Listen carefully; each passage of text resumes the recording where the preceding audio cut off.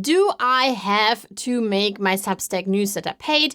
And if I turn on paid, do all my posts go behind a paywall? Hi, it's Christina Gott. I am the owner of the Online Writing Club with 12,000 subscribers. I'm a top 25 education newsletter writer on Substack. And today I'd love to answer this question for you because Substack is totally free to use if you're offering a free newsletter or blog. This is something that many don't know. So you won't get charged for actually starting your Substack newsletter. There are no fees, there is no catch. You can start building your audience today without spending a dime. Now, when you say, Christina, I feel ready, you can, of course, flip the switch and turn on paid subscriptions. And what would this mean for you? Because this is like the number one question I get asked all the time, Christina.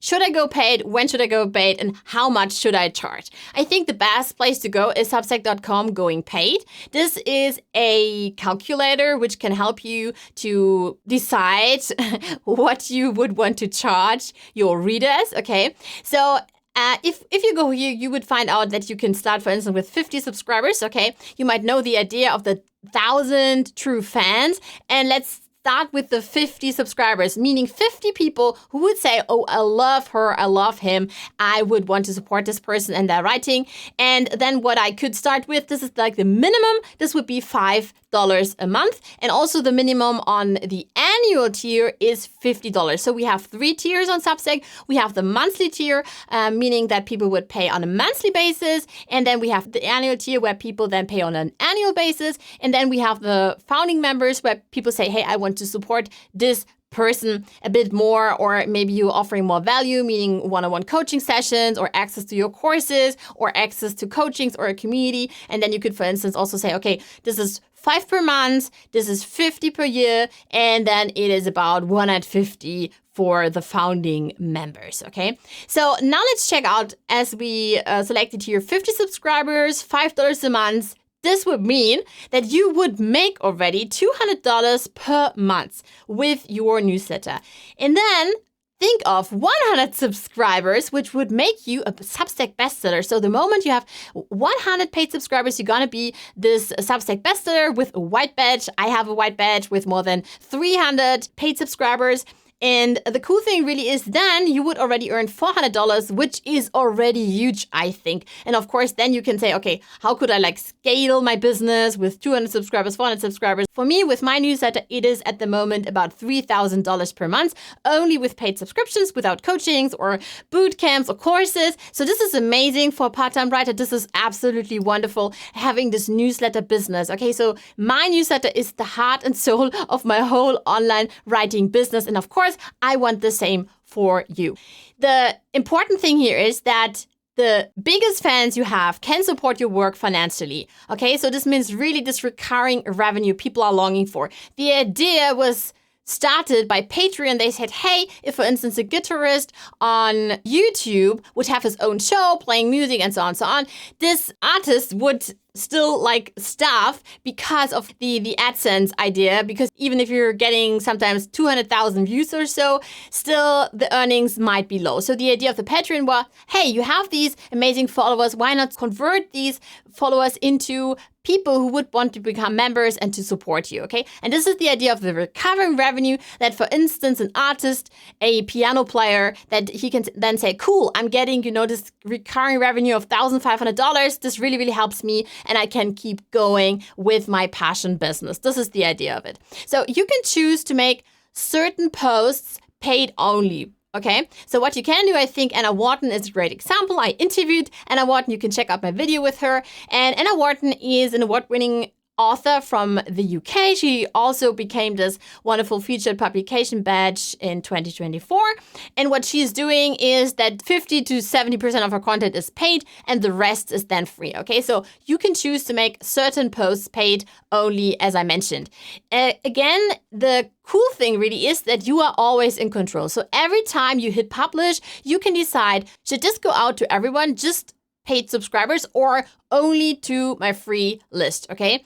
It's as easy really as checking a box. So you write your post, you publish, and then you can decide, do I want to make this for paid subscribers? Or also already if you're writing your post, you can then decide, okay, where would I want to put my paywall? So a lot of creators, similar to Anna Wharton, they go with a mix. Some content is free to grow your audience, and some is behind the paywall to serve your loyal supporters. And the pro tip really is make your free content so valuable. I know this valuable thing with value, it is like overused, I'd say, but value means different things for different people. If we're thinking about these 29 categories, if you're writing about politics, you might know what the value in this specific area is, or you're writing about, for instance, design, then you would know what value means in this specific category. But on a meta level, value, for instance, of course, could mean that people get access, of course, to all your stories. They get access to your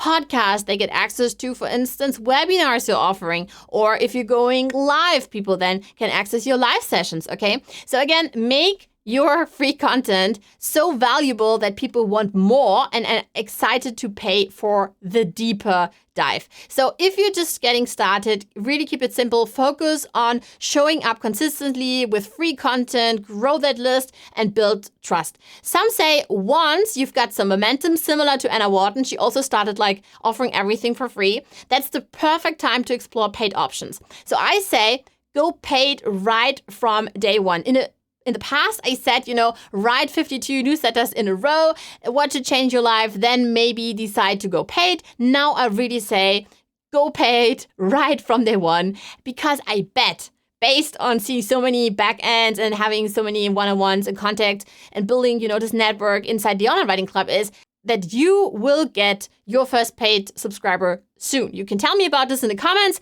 once you get your first paid subscriber, but you never know what people are willing to pay for, and I bet people are willing to pay for your stuff. So again, I want to show you this with Anna Wharton here. For a sec, forget that she's an award-winning writer. This could be any publication. I was just thinking about showing this one from Anna here because I love her paid approach. Let's go like this. So again, the idea first for Anna was everything for free, and then she even wrote a story about that she would now go paid. And because she, of course, also have to pay the bills. She wants to buy groceries. She has a daughter, and and I think let's click on this, for instance. Is the idea of justice the real violence against women? Here, for instance, you would have the possibility to read like one sentence and then you would already hit the paywall, okay? This post is for paid subscribers. Then you're hitting the paywall. What Anna also is doing, of course, is she's offering stuff for free, okay? So let's check out this one here, for instance. This is for free, okay? So here you can, for instance, scroll through the whole post, because this is one of the posts that might convert many free subscribers into paid subscribers because they think that Anna Wharton's research is incredible in her thoughts and what she brings here in her publication and shares in her publication. And then we have another one here, Sunday selfie with Sam Baker, for instance. And let us see what she's doing here. This is also paid. And for instance, here's the question: which book on your bookshelf is the most well-thumbed? Do you return to the most, and why? This post is for paid subscribers. Often what Anna also is doing is that she's saying, I am this award-winning writer. I'm having the Substack newsletter. However, I have to pay my bills, and I think everyone should get paid to write online. Okay, so this is the idea. Still, you can offer like everything for free, but you can still say in the back end, hey, if you want to support me, I have turned on the paid subscription. So you can say you want to support me with $5, for instance, then I can earn these $400, for instance, or $200, per month, which is amazing. I have this recurring income. This helps me build a sustainable and healthy email list and keep going and not call it quits. I hope this was helpful. Check out all the other videos on my channel and on my newsletter. Thanks so much for watching.